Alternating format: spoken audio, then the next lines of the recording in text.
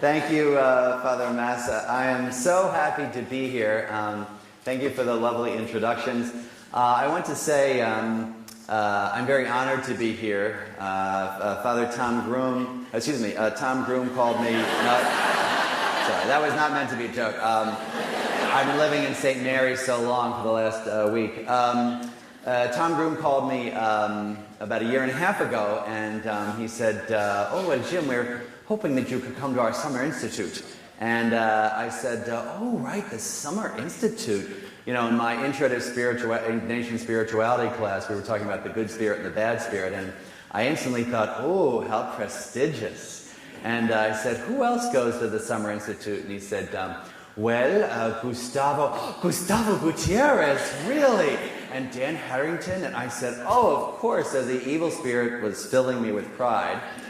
But then when I prayed about it, the good spirit reminded me that it would be a wonderful way to meet new people, to speak about Ignatian spirituality, as we did in our class this week, but also really to give back a little to STM. I went to Weston Jesuit School of Theology, and I really have to say, I could not do what I do. I could not be who I am without the amazing people that I had here as teachers and mentors. I am so grateful for this school and for people like Dan Harrington, Dick Clifford, John O'Malley, Randy Sachs, Roger Haight, Janice Farnham, Meg Geider, John Kesselman, on and on and on. I mean, these people, for me, are just giants and are not only, we're not only wonderful teachers, but we're also wonderful mentors and real Christian witnesses. So I just am so pleased to be here and really honored. I also told Tom, funny enough, I went into his office the first day I was here at the beginning of the week, and I said, Tom, now you know, I, unlike every other Jesuit you'll ever meet, has never taught once. I've never been in the classroom. At the time in my formation when most Jesuits would be teaching, I was in East Africa working with refugees. So I've never taught, and Tom smiled and said, oh, well, you might have told us that early on.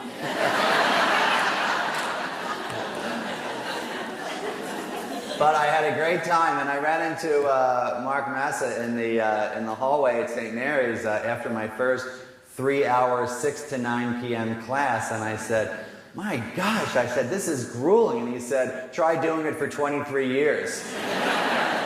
So I have renewed appreciation for the vocation of teachers. So I'd like to start this lecture with a story, kind of a parable, since we're all about spirituality.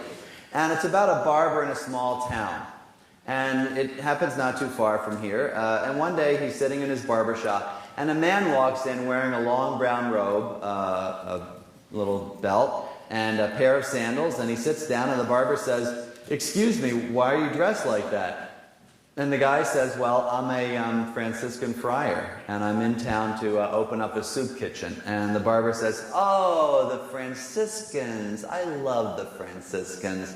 You do so much work for peace and for the environment. He said, you guys are so wonderful, this haircut is free. And the Franciscan says, no, he says, we live simply and take a vow of poverty, but I have enough money for a haircut, let me pay you. And the barber says, no, I insist.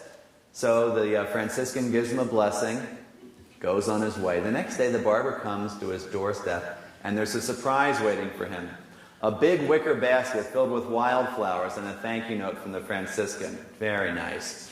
Next day the barber comes to his shop, and on his doorstep there's a guy in a long white robe, a black scapular, leather belt. Yeah, he sits down and his hair is all cut short. And he says, why are you dressed like that? And he said, well, I'm a Trappist monk.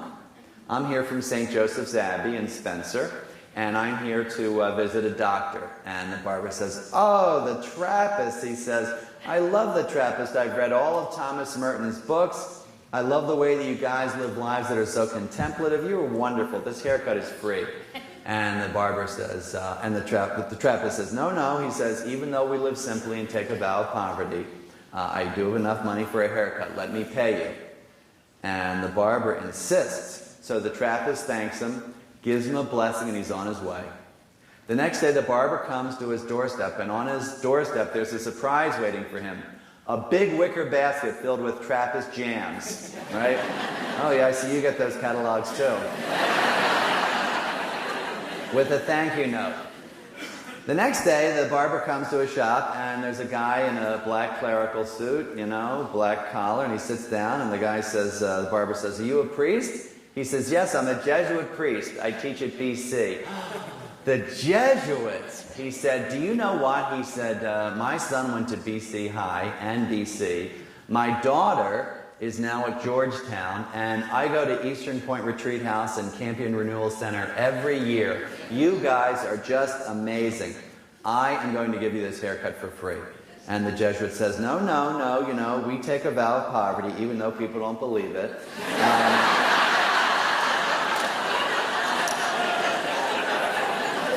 But I do have enough money for a haircut.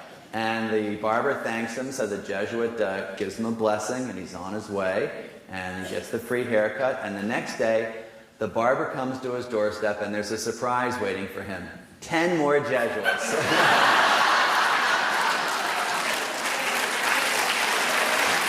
That's a true story. I'll tell you another joke. This is my favorite. This is a really kind of pushing the envelope joke. And it's good for a spirituality group. So, it's a new one I just heard. So, there's a Jesuit, a Franciscan, and a Dominican archaeologist. And they're working in the ruins of Jerusalem. And they are excavating under the Church of the Holy Sepulchre. Now let me tell you, this is pushing the envelope a little bit. And so they come across, they break through this wall, and they discover this tomb. And the tomb says in Latin, Hebrew, Greek, and Aramaic, "Here lies Jesus of Nazareth, King of the Jews." All those languages, and they break through the tomb, and there are the bones of a man with nails in his hand, crown of thorns is still on, and there's a broken side, and the burial garments are still there. And then it says, "Here lies Jesus of Nazareth." And they're horrified. And the Franciscan bursts into tears and says, "Oh my gosh, he never rose from the dead." He said, "Father Francis's life was a complete charade, and my entire vocation is ruined." And he runs from the tomb crying. And the Dominican says, "Oh, he never rose from the dead." He said, "All of my faith in the resurrection and St. Dominic and all what he taught, it's ruined." And he runs from the tomb. And the Jesuit looks down and says, "So he really did exist."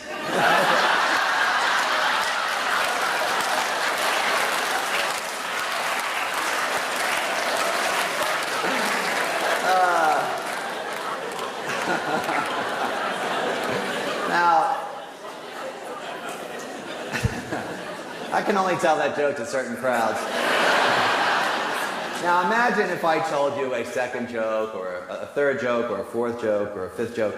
You might start to wonder whether or not so many jokes are really appropriate, right, in a religious setting at the EVELYN Underhill Lecture at the School of Theology of Ministry at Boston College. You might say, well, given the other, your predecessors, your distinguished predecessors in this lecture series, it's kind of funny, but get to the point. Get to the point. What's your point? Well, actually, those stories really are the point of my talk, which is that joy, humor, and laughter are underappreciated values in the spiritual life. They are underappreciated values in spirituality, and are desperately needed not only in our own personal spiritual lives, but in the life of the Catholic Church. Joy has a disreputable reputation in some spiritual circles. And that's a real tragedy, not only because joy is necessary, but it has a distinguished history among the saints as an essential element for a healthy spirituality. Anyone truly in touch with God is joyful. Just think of people in your lives that are really in touch with God, right? Think of people that you know. Are they not joyful? I think of actually some of my professors at Weston. They're joyful people, right? Think of how often you would see pictures of someone like Mother Teresa smiling, right? Or Blessed John Paul smiling, right? And think of Francis of Assisi, how easy it is to imagine him smiling, right? Being in touch with God brings you in touch with joy. Now, it's not clear how it happened that humor and laughter have been deemed as inappropriate in religious circles. But I'm sure you've all met people who seem to think that being religious means being deadly serious all the time, right? But you know, when you're deadly serious, you're seriously dead, right? How many times have you been to a mass, not at BC or St. Ignatius, of course, where it makes you wonder how the priest can say that he celebrates the mass if he never cracks a smile? How many times have you been to mass where the priest says, "And so we join with the choirs of angels in their unending hymn of praise, holy, holy, holy Lord." And I think if that's the way the choirs of angels are singing in heaven, we are in big trouble. Last year at my Jesuit community in New York, one of the Jesuits got up and opened up the Book of the Gospels and looked at the antiphon and said, "Alleluia." And all of us said, "Alleluia." And I thought, yeah, I'm sure that's just the way it was on Easter Sunday morning, right? Oh, he is risen. Let us run to the tomb. Have you heard the news? He's risen. Or the disciples coming back from Emmaus. Guess who we met?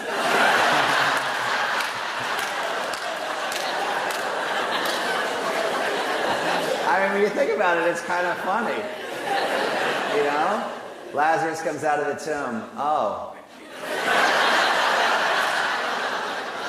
But why is that? I mean, why is joy so antithetical to our understanding of Christian spirituality? Well, there's a few reasons why humor may not be as valued as it should be, at least in the very beginning. And the reasons start at the beginning. For example, did you ever wonder why Jesus doesn't seem to be a funnier guy, right? We might think of him as clever or provocative or, you know, maybe even pushing the envelope a little bit, but not funny. Why is that? Well, you know, when I was researching my book, Between Heaven and Mirth, which makes the perfect gift for everyone and is also available on sale, I asked several scripture scholars, including one of my heroes, Dan Harrington, about why this was. What is it that makes us think of Jesus as so serious? And all the scripture scholars, including Father Harrington, said the same thing, which was essentially, number one, humor is very culture-bound and time-bound, right? It's culture-bound. If you know someone from a different country, for example, STM is filled with people from different countries, from overseas. You know, you might not get their humor. It just doesn't translate in a way, right? Something that's funny to someone from America may not be funny to someone from Australia, right? And vice versa. It's also time-bound. Humor is time-bound. So you turn on, you know, get one of your kids, you know, or, you know, a young person in your religious community to watch an old comedy from the 1930s on TCM, right? They might say, I don't get it. What's so funny, right? Well, if it's culture-bound and time-bound, imagine how hard it is for 21st century Americans, for example, to understand the humor of first century Palestine, right? We just don't get it, right? Father Harrington said that many of the parables and some of the honor-shame stories would have been seen at the time as, quote, hilarious. But we just miss it because we're not living in that culture, right? Also, we've heard the stories so many times that they cease to be funny, right? It's like a joke you've heard a million times. It reminds me of one of my father's famous jokes. My father died in 2001, and it's about the guy who is new to prison. And he comes in to the dining room at lunch for his first day, and he's sitting next to a guy who's been in jail for years and years, and someone jumps up and yells out, 126. Everybody bursts out laughing. Another person jumps up, 26, more laughter. Another person, 82, ha ha, everyone falls off the floor, their chairs laughing. So the young guy says to the old guy, what's going on? And the old guy says, oh, well, we've lived with one another for so long, we know one another's jokes. So we've just assigned them numbers. So when anyone says a number, we think of the joke and we all laugh. He said, it saves us time. You try it. And the guy says, well, I don't know any of the jokes. He says, it doesn't matter. There's 300 jokes. Just jump up and yell out a number. So the guy says, all right. So he jumps up and he says, 107. Silence. Crickets. Sits back down. He says to the old guy, what happened? And the old guy says, some people can tell a joke, some people can't. So the point is that we have heard these stories. We have heard these stories so many times, these biblical stories so many times that they cease to be funny, right? Father Dick Clifford pointed to the story of the Book of Jonah, which is filled with humor, right? All through the New Testament there's humor. Think of the story of Nathaniel. Remember the story of Nathaniel from the Gospel of John? He's sitting there minding his own business, and two of the disciples came by and say, we have found the Messiah. He is Jesus of Nazareth, right? And Nathaniel says, can anything good come from Nazareth, right?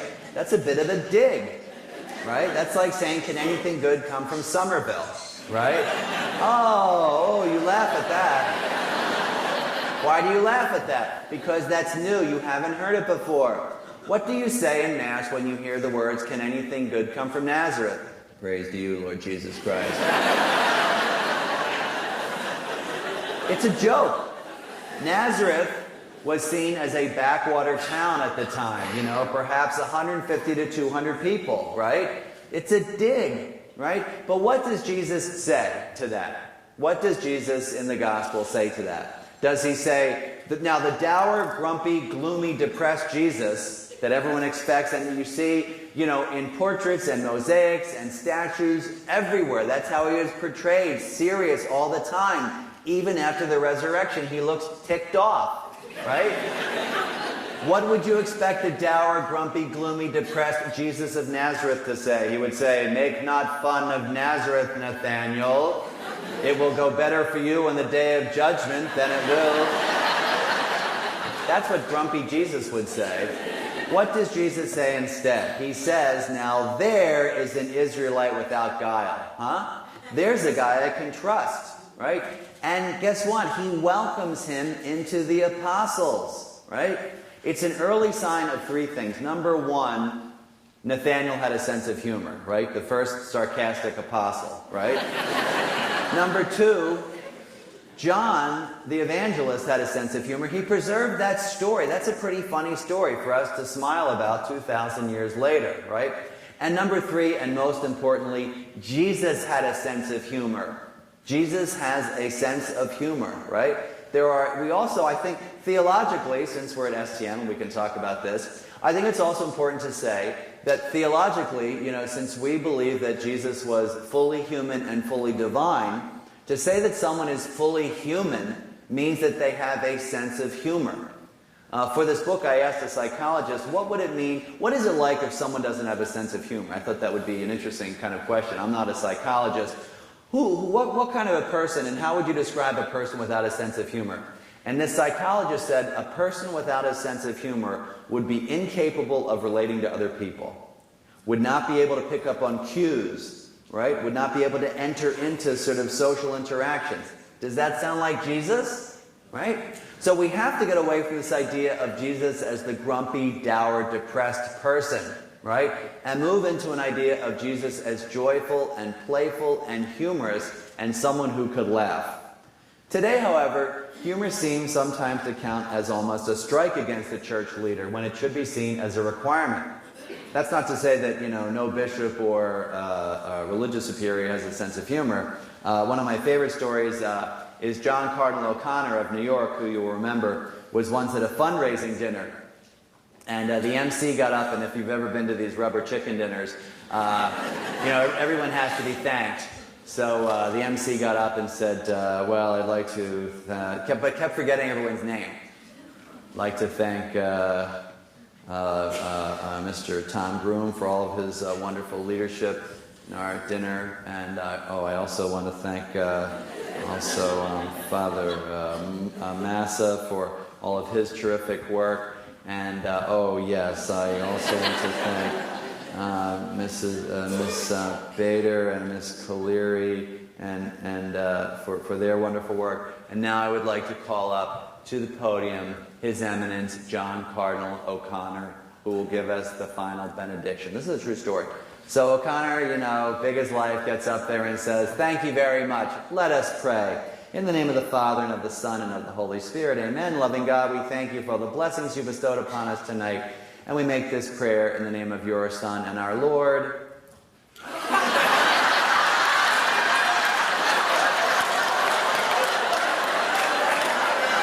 Jesus Christ." Another time, the current Archbishop of New York, my ordinary, Cardinal Dolan, also has a great sense of humor. I was on his radio show a couple months ago, and he told me that we were talking about the humor of the popes and the saints, and he said that when he was Archbishop of Milwaukee, he went in for his ad limina visit to John Paul. I would say he wasn't Blessed John Paul at the time. Pope John Paul, and the Pope was very ill, as you remember, towards the end of his life, and Archbishop Dolan in Milwaukee wanted to kind of give him some good news. And if you've seen Cardinal Dolan, he's a big guy. He's big. He's also tall. He's like a football player. He's like a big guy.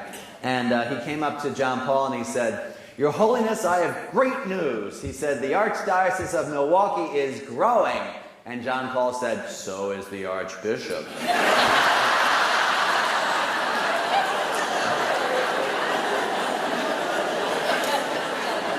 Our own Archbishop here, I'm a proud New England Province Jesuit, by the way. I did my formation in Jamaica Plain and obviously here at STN. Our own Archbishop, Cardinal O'Malley, also has a very good sense of humor. I was at a Jesuit ordination that he did right at St. Ignatius down the street, just a few hundred yards away. And he was talking about how warm it was on that day. And he says, actually, I was in a much warmer church the other day. I was in Fall River, and I walked in, and they have an enormous stained glass window of the woman caught in adultery. And it was a beautiful picture, and underneath they had 3 panels, and it said, "Go and sin no more." And when I walked in, it was so warm that the bottom panel was open.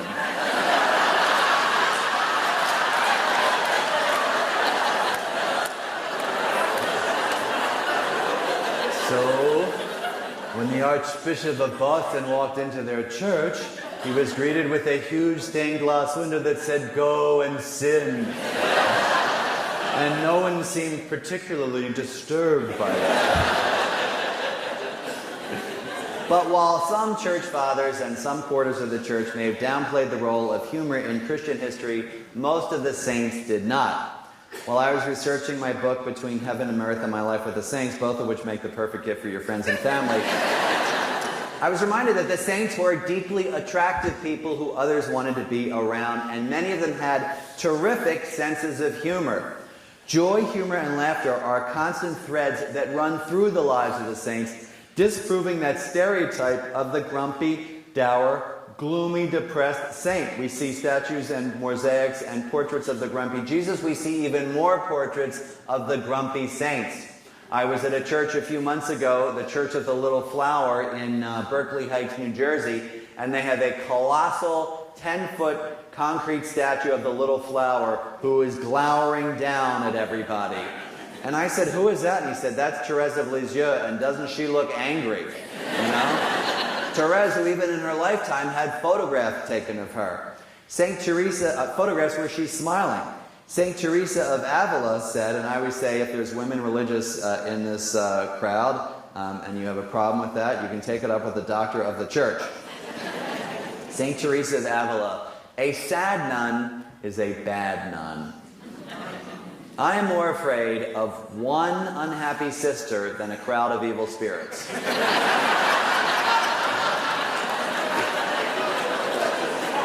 Now, you know, you could add into that bishop, priest, brother, DRE, you know, pastoral associate, you know, it's not just for sisters. What would happen, says St. Teresa, if we hid what little sense of humor we had?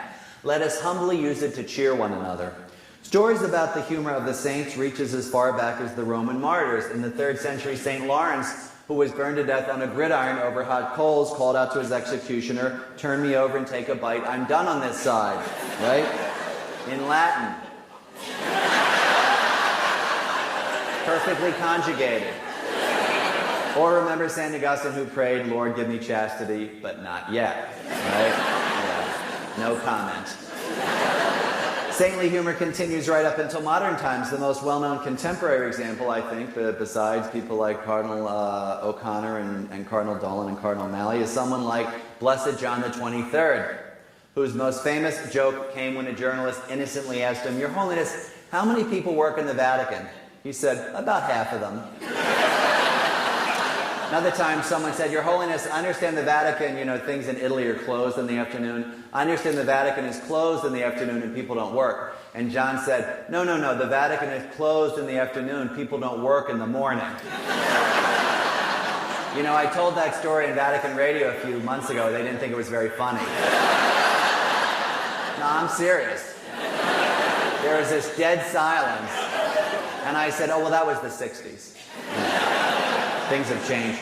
In the 1940s, it was a little awkward. You know, sometimes you have to, as I say, know your audience, right? In the 1940s, when Angelo Roncalli was still the papal nuncio or ambassador to France, he was at an elegant dinner party, seated across from a woman wearing a low-cut dress. Maybe not that low-cut, it wasn't like Lady Gaga was there. And his secretary turned to him and said, "Eminence," or "Excellence," I guess at that point, "Quel scandale." And John, you know, Angelo Roncalli, if you read Journal of a Soul, which is a beautiful, beautiful book, he always talks about him, "I'm just a peasant, I'm just an Italian peasant." And so Angelo said to the secretary, "What's the scandal?" And the secretary said, "That woman with her dress, everyone is staring at her." And John said, "No one is staring at her. Everyone is staring at me to see if I am staring at her." Another time he was at a hospital in Rome called the Hospital of the Holy Spirit, run by a sister's order called the Sisters of the Holy Spirit. Very cleverly named hospital, right? I mean, the Jesuits are just as bad as either Loyola or Xavier. He stopped by for a surprise visit. And the sister in charge came running up to him and said, "Your Holiness, what an honor, welcome. I am the superior of the Holy Spirit." And he said, "Oh, well then you outrank me. I'm only the vicar of Christ."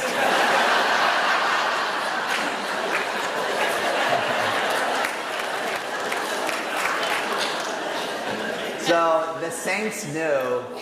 The other one is, he was walking through the streets of Rome and someone saw him and said, "My God, he's so fat." And he said, "Madam, a conclave is not a beauty contest." The saints knew that there were some serious reasons for joy, humor, and laughter in our spiritual lives. So let's look at 10 reasons for joy, humor, and laughter in the spiritual life. Number 1, humor evangelizes. Joy, humor, and laughter show your faith in God, right?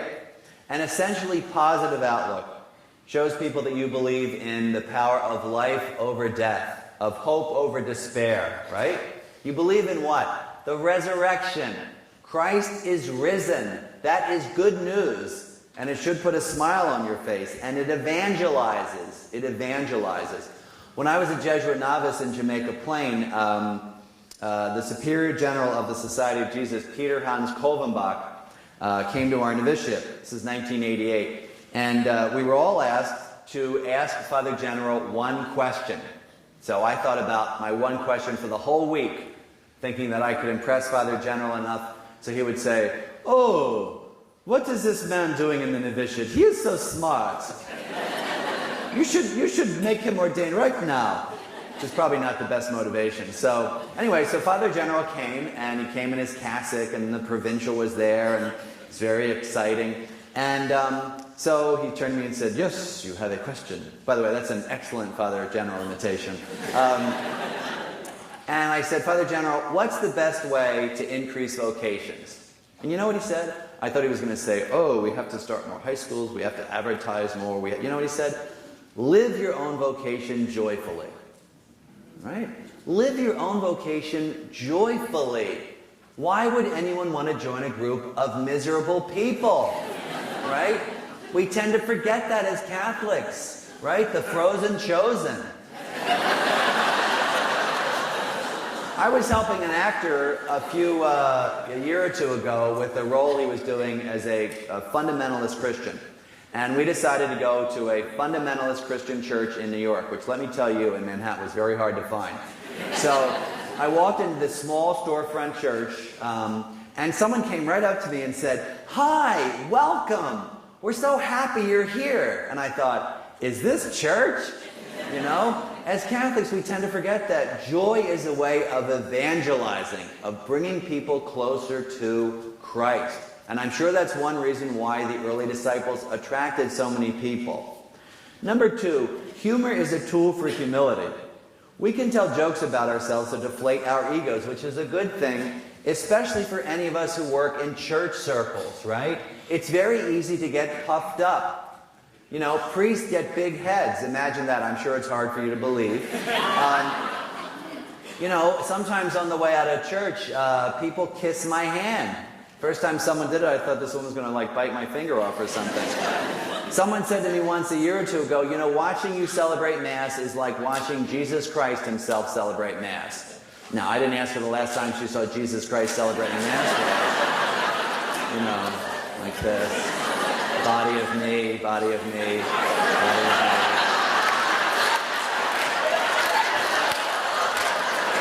Hey, listen, that is perfectly orthodox. It is. You know, you get a big head. Big head. Big head. Actually, but you know, we all do. So self-deprecatory jokes and telling stories on yourself, you know, helps you to be grounded in spiritual poverty, right? So, for example, that Jesuit joke I told, those 2 Jesuit jokes are fun to tell, and I love the Society of Jesus. I took my final vows in 2009 after a short 21 years of training. I was on the AP course. But Jesuit jokes remind me not to take ourselves so damn seriously, you know? It's like the joke about the Jesuit, Dominican, and Franciscan who are on retreat together. They're at Eastern Point, and they have this incredible mystical grace. And they're physically present. You know, they've been trying Ignatian contemplation. They are mystically present at the nativity scene. And the Franciscan says to the infant Jesus, oh, that the Son of God would choose and make a preferential option for the poor by becoming poor, inserting himself in poverty and among the dear animals that he loves so much to show us the value of the environment and animals. That's the way Franciscans talk. And the Dominican said to the Blessed Mother, oh, the joy of seeing how the pre-existing logos has inserted itself into time and history, and how the revealer has become the revealed for us, with us, and among us, and how the human and the divine have hypostatically come together in a way that we can now relate to God as God is relational among himself. That's how Dominicans talk. And the Jesuit says to St. Joseph, you ever thought about a Jesuit high school for this kid?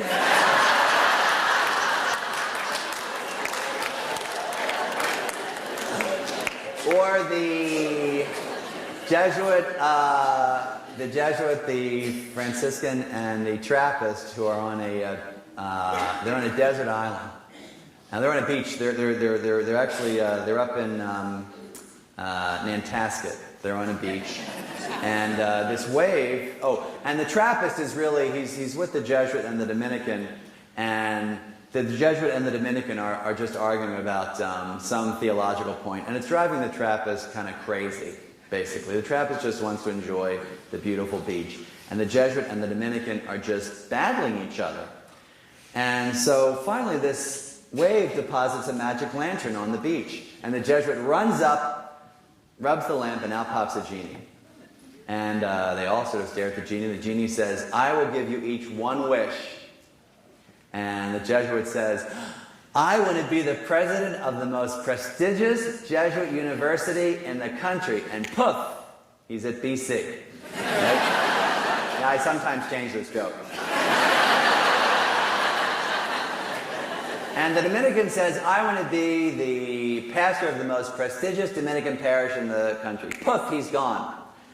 And the Trappist, who's all by himself on the beach, where it's now quiet, the genie looks at him and says, and what's your wish? And the Trappist says, oh, my wish was just granted. Thank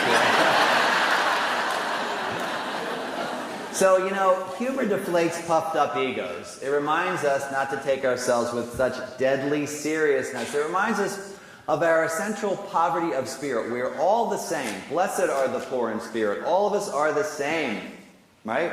We are all beloved creatures and children of God, all dependent on the Lord, right? None of us better than the other. That goes for people at the very top. Humor can help us to remind ourselves of that. When John the 23rd was in Rome, he got a letter from a little boy named Bruno. Dear Pope, I am undecided. I don't know if I want to be a policeman or a pope. It's a common vocational question. What do you think? Dear Bruno, they still have this letter. If you want my opinion, learn to be a policeman, for that cannot be improvised. As regards being pope, anybody can be the pope. The proof is that I have become one. If you're ever in Rome, please stop by, and I'll be glad to talk all this over with you. That's one way that the saints use humor, as a tool in their quest for humility. Number 3, humor can shock listeners into recognizing reality. In other words, humor gets right to the point, right? A joke can kind of lodge with you in a way that a long, windy argument cannot. I think that's one reason why some of Jesus' parables were kind of funny and clever and provocative. They stay with you. St. Francis of Assisi once said, preach the gospel, use words when necessary, right? It's kind of clever and funny. It sticks with you. Humor gets right to the point and can be memorable. 4, humor speaks truth to power. A witty remark is a time-honored way to challenge the pompous, the puffed up, or the powerful. Jesus deployed humor in that way, exposing and diffusing the arrogance of religious authorities with clever parables and funny sayings, right? So you remember the story about Caesar's coin. Should we pay taxes or not? Show me a coin. Okay. Whose head is on the coin? Caesar's. Well, give to Caesar what is Caesar's and give to God what is God's. You can imagine the disciples saying, hey, that's pretty funny, you know? But it speaks truth to power in a gentle way. Humor is a weapon in the battle against the arrogance and pride that infects all of us because we're human beings and infects our church sometimes. A good friend of mine, a very good friend of mine, told me that his mother was once in the hospital the same time the local bishop was, and they were friends. And after his operation, the bishop went from room to room visiting all the patients and took it upon himself to visit my friend's mother's room. And my friend said she was a little gaga.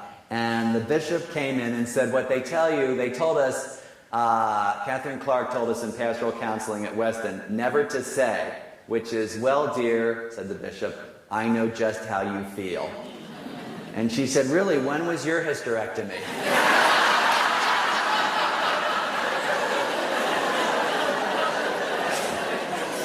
Years later, the bishop told that story at her funeral mass. You know, he didn't take himself so seriously. Number 5, humor shows Christian courage. As I mentioned, St. Lawrence showed his courage to his torturers during his martyrdom. It was a challenge to his executioners and a profession of faith. In that same vein, in the 16th century, St. Thomas More stepped up to the chopping block and said to his executioners, in Old English, I pray you help me on the way up. As for coming down, I will take care of myself. Right? Now, what does that brand of humor say? That brand of humor says, I believe in God. I know that my Redeemer lives. I believe in eternal life. It's a kind of prophetic humor. that the saints use that I think is really underappreciated. 6, humor deepens our relationship with God. One of the best ways of thinking about prayer is as a personal relationship. That's the theme of a lot of the books by Father William Barry, who many of you probably know. Prayer as a personal relationship. Now, what does that mean? It means that our relationship to God can be fruitfully compared to a relationship with a friend. Now, it's not the perfect analogy because, our friends have not created the universe ex nihilo, right? Even though some of them act as if they should have been allowed to. But anything you can say about a good friendship, you should be able to say about your relationship with God. It's a great insight. So, a good friendship requires time, right? Imagine if I said to you, who's the most important person in your life? My best friend or my spouse. How much one-on-one time do you give to that person? None, I'm kind of busy, right? But we say that with God sometimes, right? A good friendship requires honesty. What happens when you're not honest in a relationship? The relationship can grow cold. The same with our relationship with God, right? So all the things you can say about a healthy relationship with a friend, you can say by analogy in your relationship with God. Now you know where I'm going with this. Any good relationship can use some humor, some levity. What if I brought up my best friend? I said, this is my best friend. We have been in the novitiate together. We have studied together. We've been on trips together. We know each other's families. We spent all sorts of time together. And you said, that's great. You must have a lot of laughs. And I say, no. Why would you say that? That's so inappropriate. We don't laugh. But that's what we say about God sometimes. Everything's so serious. So the question is, can you incorporate into your spiritual life, into your relationship with God, some joy, some humor, and even some laughter? Can you allow God to actually, as the book of Isaiah says, take delight in you? My first spiritual director, Father David Donovan, who recently died a few years ago, used to say, Jim, God takes delight in you. Can you imagine God taking delight in you? Or can you imagine God not simply loving you? Raise your hands if you heard the term God loves you. Raise your hands. Some people aren't raising their hands. God loves you. But as the theologian James Allison likes to say, God likes you. Doesn't that have a different feel? God likes you. God enjoys your company. God wants to spend time with you. So can you imagine God liking you and being joyful with you? And can you be joyful with God and smile in prayer? Can you even imagine that some of the funny or wonderful or unexpected things that happen in your life might be signs of God's playfulness? You ever thought about that? If we understand God as father or mother, some people like to imagine God as mother. Can you imagine, that mothers and fathers like to be playful with their children and vice versa. Can you imagine God wanting to be playful with you? For myself, I like to think that the wonderful or funny or unexpected things that happen in life are sometimes, especially ones that bring us down a peg, are signs of God's playfulness, right? Someone said to me recently, Father Jim, your book changed my life. I was like, oh, thank you. I said, which one? And she said, the orange one.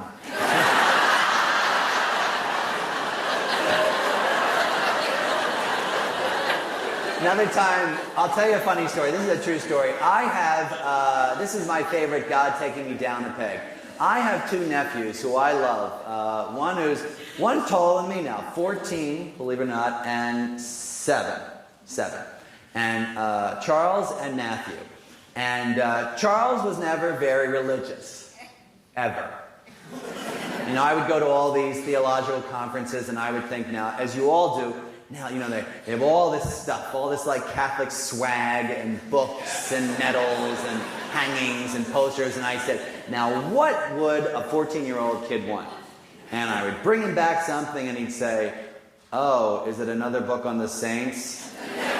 Thank you, Uncle Jim. I went to Lourdes. I've been to Lourdes a few times on pilgrimage. I look all over the place and I wrap it up. Is it another statue of Mary?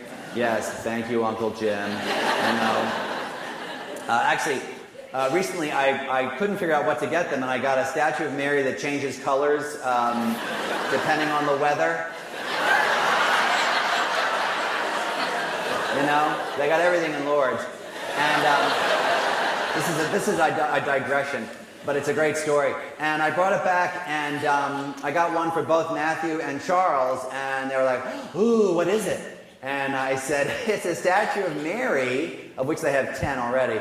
But it changes colors when the weather changes. So Matthew immediately ran and put it in the freezer. And I said, no. And it had little sparkles on it, like little sparkly things. And I said, don't put it in the freezer. It's just supposed to change colors for the weather. Well, when will it change? And I said, I don't know. So I'll put it outside. So then I hear this shriek. Oh, no. I broke Sparkle Mary. And then I hear my sister saying words I never thought I would hear her say. All right, Matthew, where's Mary's head? Where's Mary's head? Anyway, so Sparkle Mary was put back together again. So Matthew is much more religious. And one of the things that Matthew always does is say grace. First it was in the name of the Father, Son, Holy Spirit, amen. But he says grace at all of our family gatherings, most of them at least. And by the way, this story does have a point, which I'm getting to. A couple of years ago, I was at my mother's house outside of Philadelphia, and I heard that the parish where I grew up was doing my book, My Life with the Saints, which make the perfect gift for anyone in your friends and family. So I called up the parish and I said, how would you like me to come in? I'm in this weekend. And do a little like précis of the book after communion. You know, the time when someone stands up and everyone goes, oh no. So I left a message on the parish answering machine, and the pastor called me back and said, oh, Jim, thank you so much for agreeing to say Mass tomorrow. I said, I didn't agree to say Mass. I don't even have my clerics or anything. That's okay, we have plenty of albs for you, you know. So then I thought, oh, well, maybe I will. And won't that be nice for them? Right? You get a big head. You know, local boy is ordained, and he comes back, and he's among the people, you know, and, oh, this is going to be so moving for them, right? Get a big head. So anyway, so I write my homily, you know, I remember all the stuff that, Dan Harrington and Tom Kane taught me, and I write this great homily, and I'm reading it, I'm like, oh, this is so moving, and so anyway, so I go to Mass, and my family's there, and my nephews are in the back, and you remember Matthew's always the one that says grace, you gotta remember that. And I come out of the sacristy. I'm surprised my head could fit through the sacristy door. So pleased with myself, and I reverence the altar very, very reverently, and I said, in the name of the Father, and of the Son, and of the Holy Spirit, and Matthew yells out, shut up, that's my part!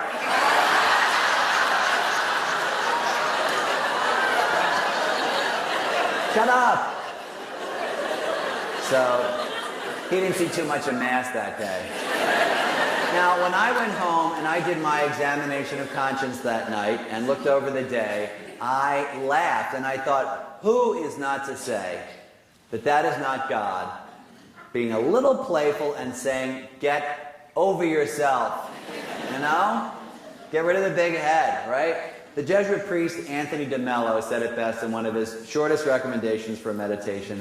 Look at God looking at you and smiling, right?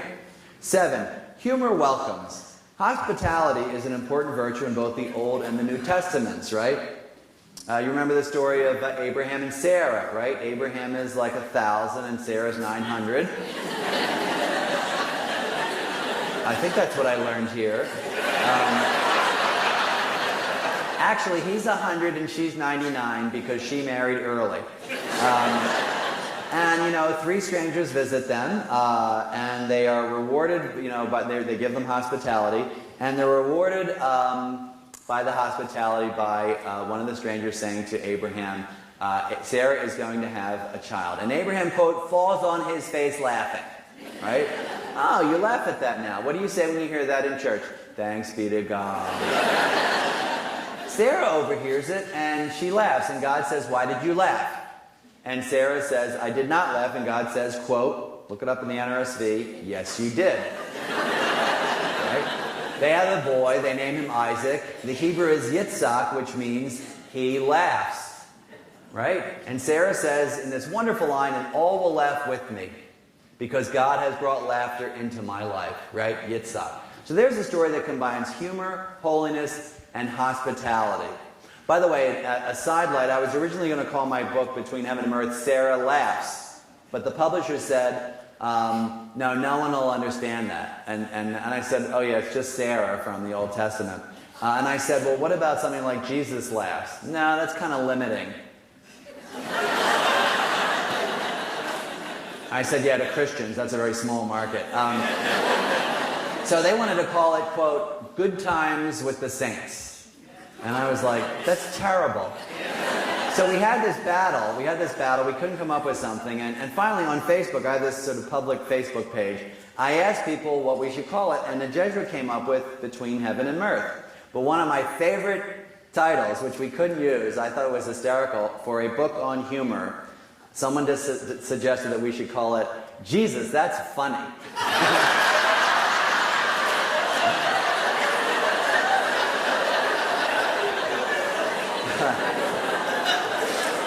So, Abraham and Sarah. Hospitality is a very important virtue, right? Humor is one way of showing hospitality. Maybe the easiest way to get people to feel at home is to get them to laugh, right? You know that people feel at home when people laugh and they can relax, right? When I was in Nairobi, Kenya, working for 2 years with the Jesuit Refugee Service, I was at a retreat, an 8-day retreat after my first year at the Jesuit Retreat House. And we were all asked to stand up at the end of the retreat at a big dinner, big celebratory dinner, and speak about the graces of our retreat, right? Now, I felt still new, it was an unfamiliar culture, and I stood up and I realized that all of the men had left. All the priests, brothers, and laymen had left. Now, I'll leave it up to Richard Rohr to figure out what that means about male spirituality.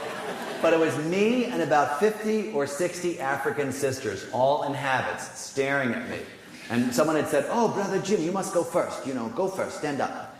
So I looked out and I was so nervous and I was kind of worried that I would say the wrong thing, be too personal, not personal enough. And I just blurted out, I can't believe I'm the only man here. And from way across the room, this African nun jumped up and yelled out, and blessed are you among women.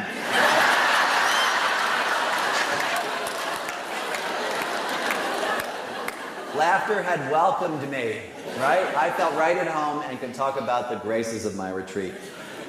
8, humor is healing. Physicians, psychologists, and psychiatrists know that humor helps in the healing process in the physical body, right? Laughter releases endorphins. It reduces the hormone known as cortisol, right? The stress hormone. It increases circulation, right? It helps our bodies. You're getting healthier just sitting here laughing, right? Now, if we take seriously the Pauline image of the body of Christ, I think one of the most beautiful images of the church in the New Testament, we might consider whether the same holds true for the Christian community, the body, right?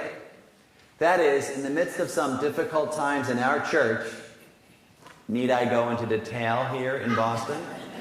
The people of God might be able to use from time to time a little bit of laughter. Now, that's not to say that you laugh about pain or crimes or what Pope Benedict called sin inside the church, his words, not mine. Rather, humor can give us a little bit of a break and can help us to heal a little bit, right? It can help to lighten some painful situations, right? A few years ago, the Jesuit provincial, the regional superior, was visiting the province infirmary in New York City, which is at Fordham University. And he was giving a kind of state of the province talk to the men who are retired, sick, or very elderly. And he said, our province is aging so much that there isn't even enough room in the infirmary for anybody anymore, and that's a big problem. And one old Jesuit yelled out, Father Provincial, we're dying as fast as we can here.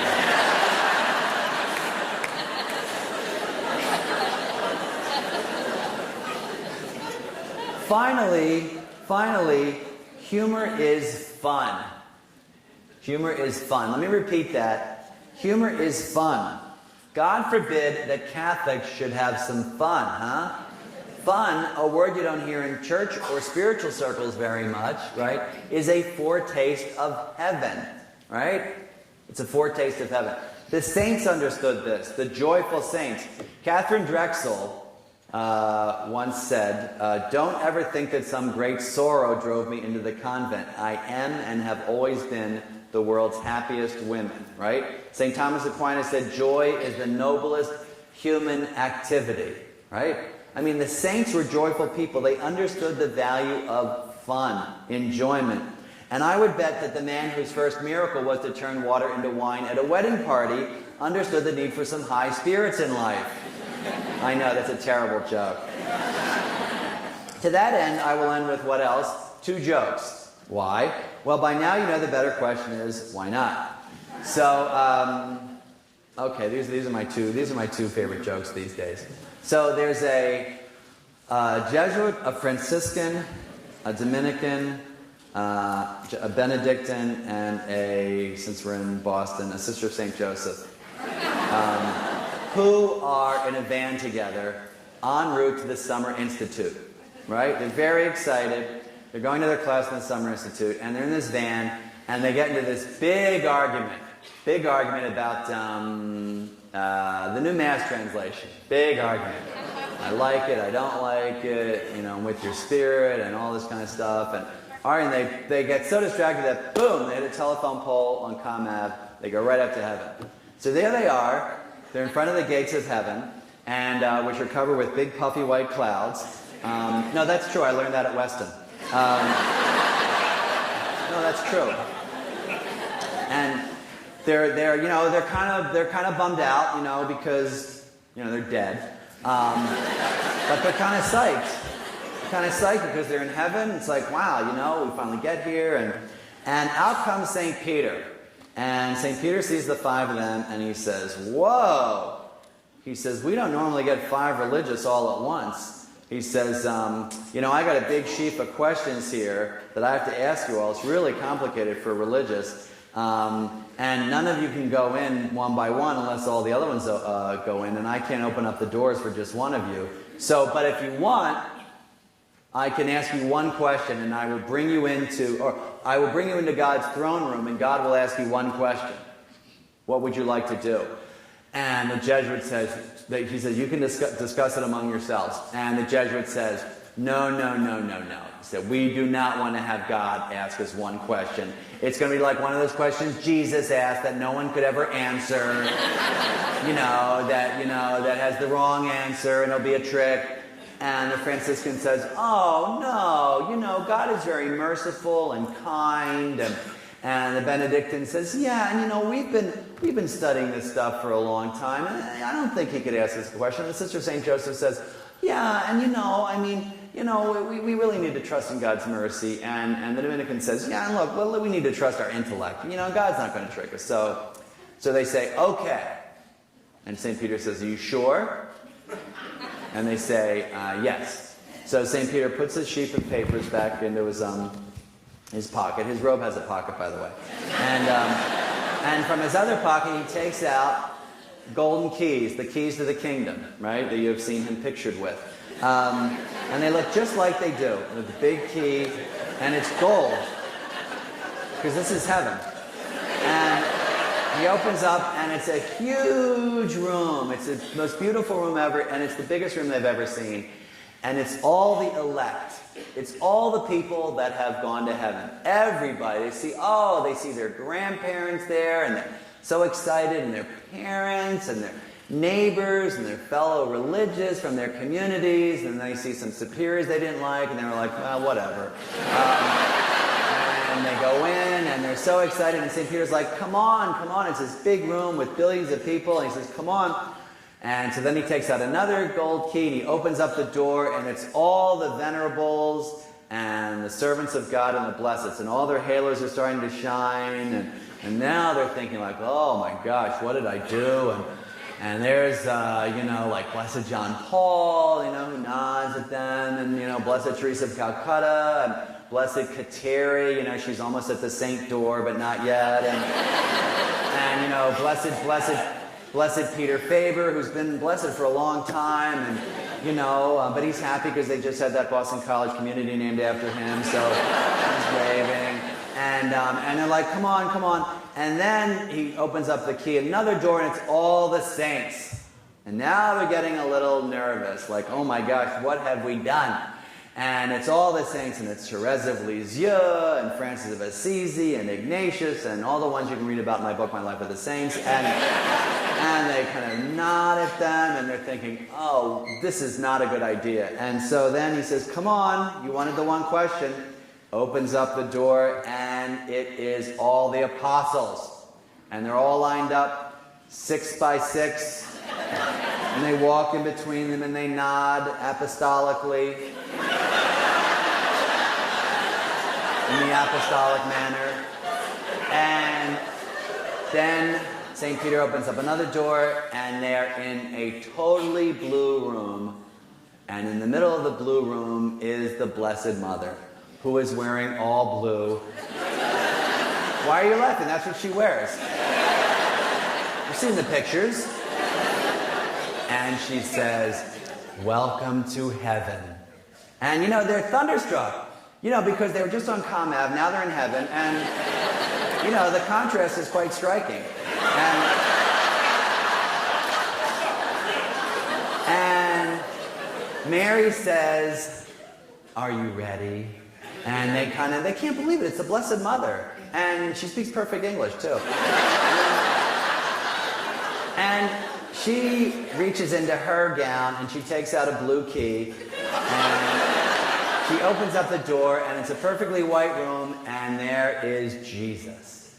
They cannot believe it. They can't believe it. There he is, right there, Jesus. Jesus Christ is right there, and he says, welcome. Are you ready for your question from God the Father? And they kind of nod, and he takes out a gold key, and he opens up the door, and he opens the door, and he says, follow me. Which is kind of like his catchphrase. It's like, follow me, TM, And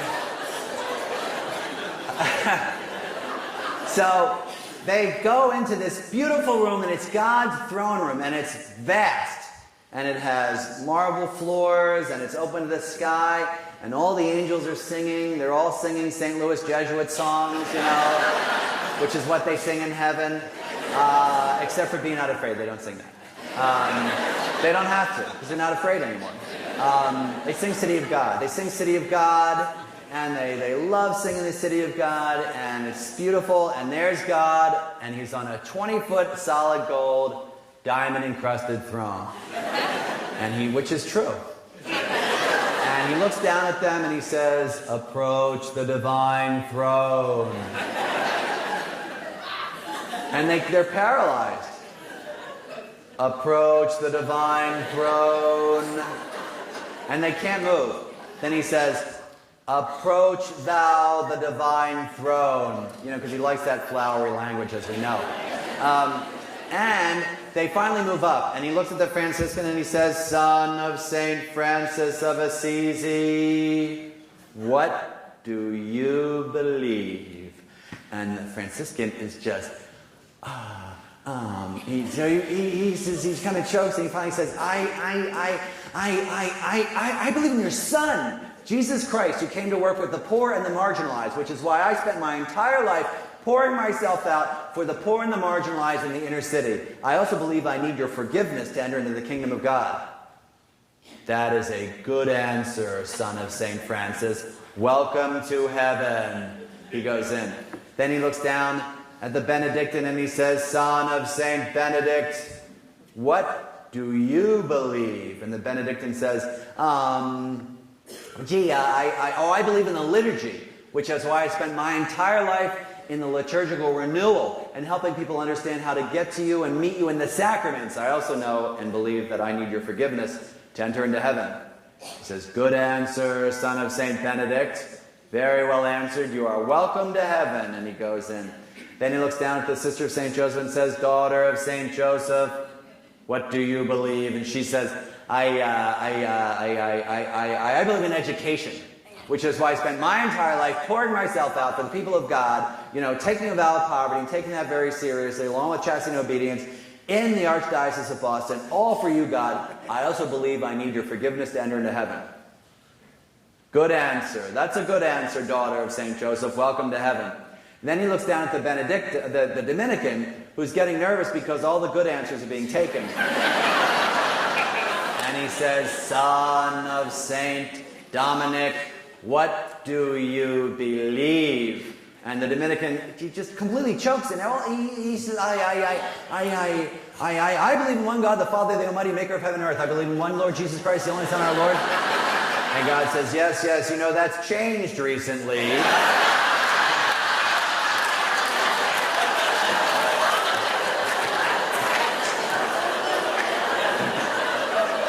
Nonetheless, that's a good answer. Welcome to heaven. And he goes in, and then from his 20-foot solid gold, diamond-encrusted throne, he looks down at the Jesuit priest and says, son of St. Ignatius of Loyola, what do you believe? And the Jesuit looks up at his throne and says, I believe you're in my seat.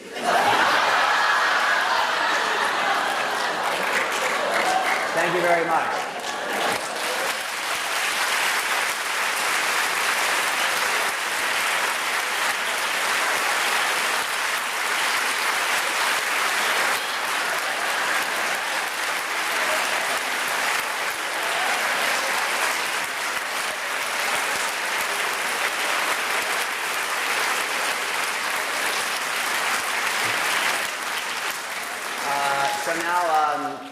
Professor Broom said that he would facilitate some questions and answers, I believe. Hey, yeah. Thank you. Yeah. Thank you, Father Jim. My goodness, our health has improved. Spiritual marvel. Just spectacular. What would a Catholic gathering be without announcements? A bifocal eyeglass lens, this is not a joke, was found in the lobby and is being held at the ticket table. Who's missing their bifocal eyeglass lens? Would you stand up, please? If you would, line up. Father Jim has agreed to take a few comments, insights, questions, answers. If you would come to the microphones, and we'll maybe all be able to hear you. Maybe take a minute with your neighbor, just a minute. Maybe tell them a quick joke. Or whatever. Have a chat for 1 minute, and then we'll regather and we'll interact and have some conversation with Father Jim before we wind down.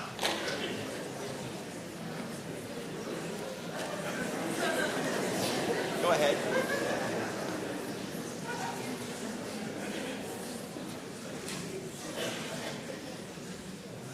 You gave the story of the coins as an example of speaking humor to power, but what about something relevant for today? Oh, speaking to today's hierarchical church. Today's hierarchical church. Speak humor, or is it impossible? Do we have to wait till after we die and the next generation gets to laugh, and we only laugh at the ones that came before us? Well, I think that's a great question. So using it today. Can you hear if I step away from the mic? Is that okay? Yeah.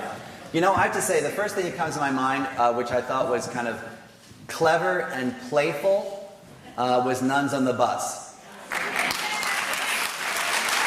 Now, I am a huge supporter of women religious, and I thought that just that name, that's a funny name. It's like snakes on a plane.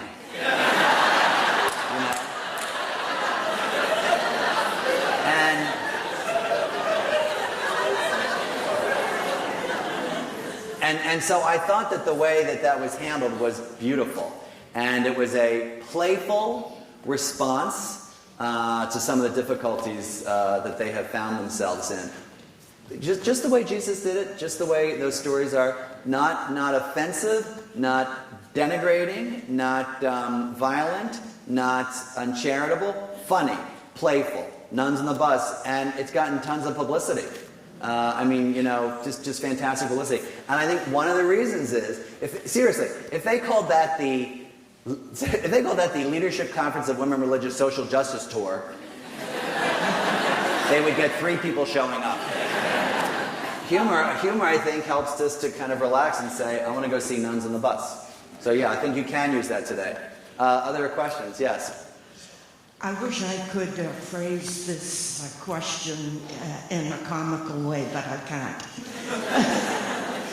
Could you give us some explanation of why the Church has adopted this dual, solemn image of religion?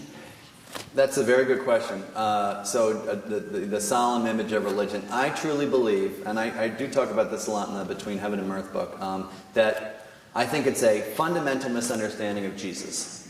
You know, I think for a number of reasons, there's a lot of sort of theological reasons. One of the reasons is that, as I learned here at Weston, that, for the early Christians, the story of the passion, death, and resurrection of Jesus was of overriding importance. And so the gospel writers, the evangelists, needed to explain in great detail the passion. So, for example, John's gospel is fully, the book of signs and the book of glory, is about half the passion, right?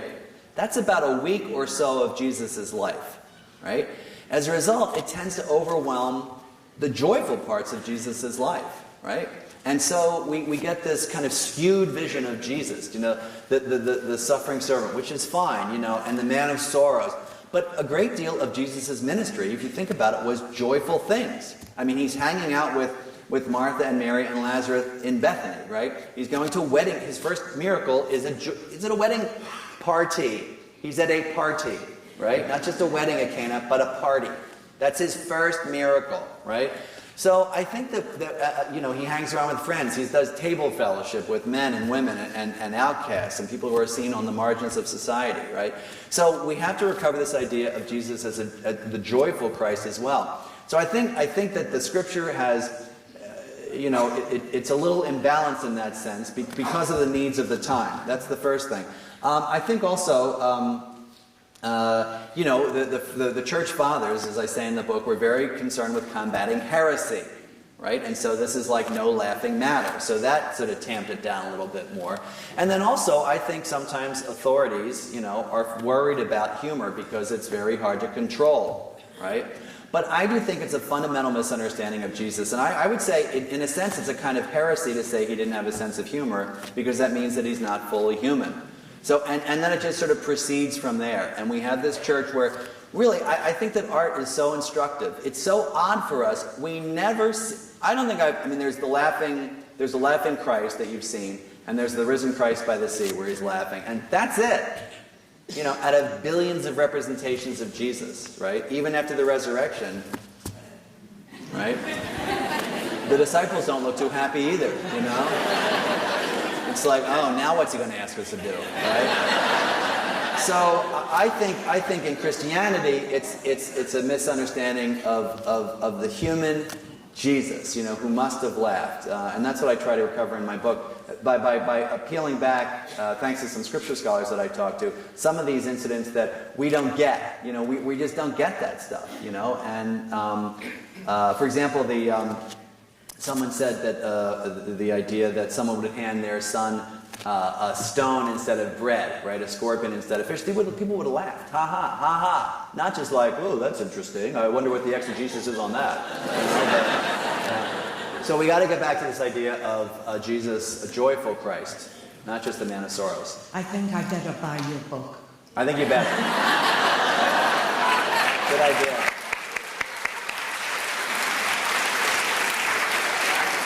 Yes.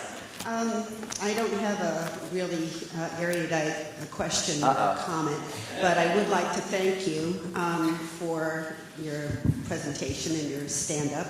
It's kind of like You're welcome. it's. I feel as if it's Comic-Con for Catholics. And It's what? Comic-Con. Oh, Comic-Con. That's right. That's right. Yeah, and here's my crazy uniform too.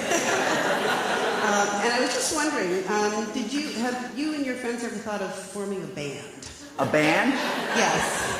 Well, I belong to the Company of Jesus, which is a nice friends in the Lord. Maybe a trio or something? A what? A trio. A trio, yeah. Well, I don't play any instruments and I have a terrible singing voice, so I probably shouldn't. Interestingly, a little pitch, there is a new group called Hearts on Fire, group of young Jesuits.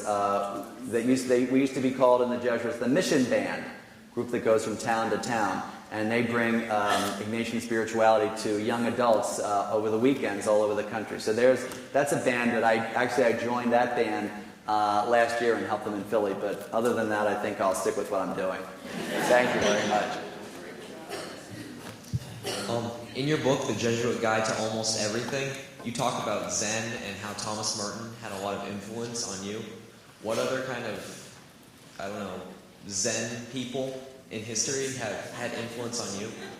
What other kind of Zen devotees or practitioners have had an influence on me? I have to say, we talked a little bit about this in the class this week. I don't know a whole lot about Zen, to be frank, other than what I get, through Merton and through other Christian spiritual writers like Freeman and John Main and Basil Pennington, people like that.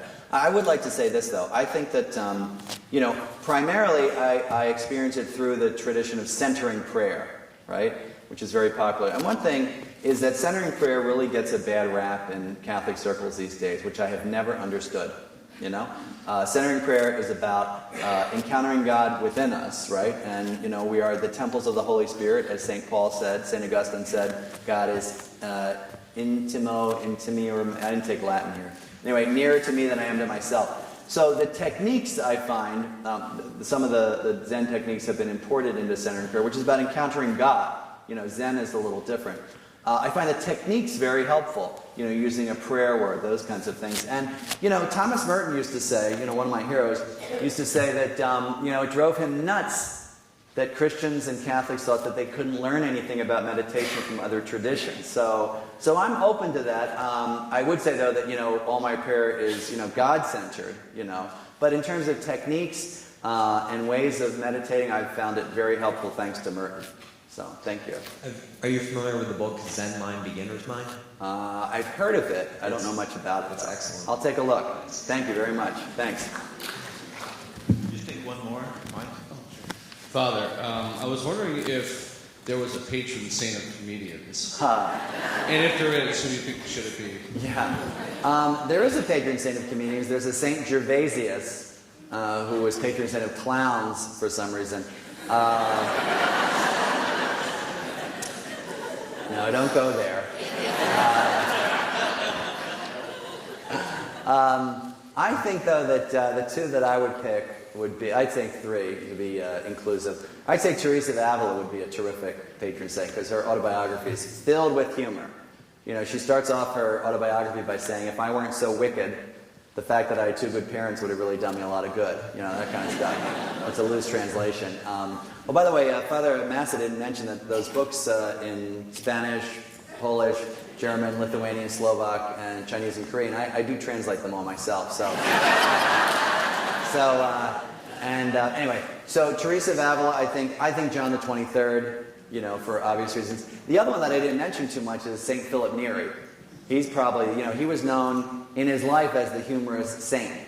He had a sign over his door that said the House of Christian Mirth. On a way to a ceremony in his honor once, he once shaved off half of his beard.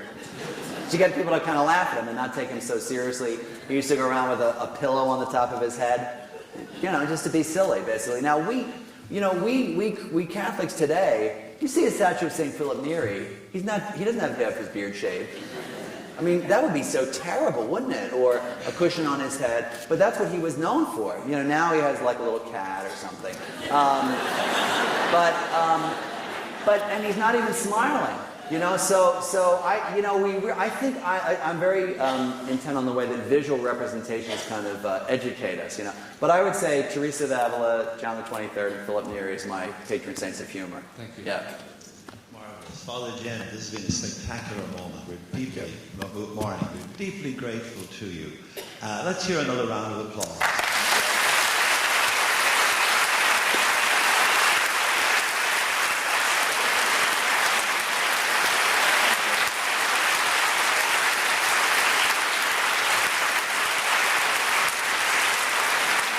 next year. Thank you very much. And I'm also happy to meet you outside and sign some books. Next year, same time, same place, Sister Sandra Schneiders will be our Underhill lecturer.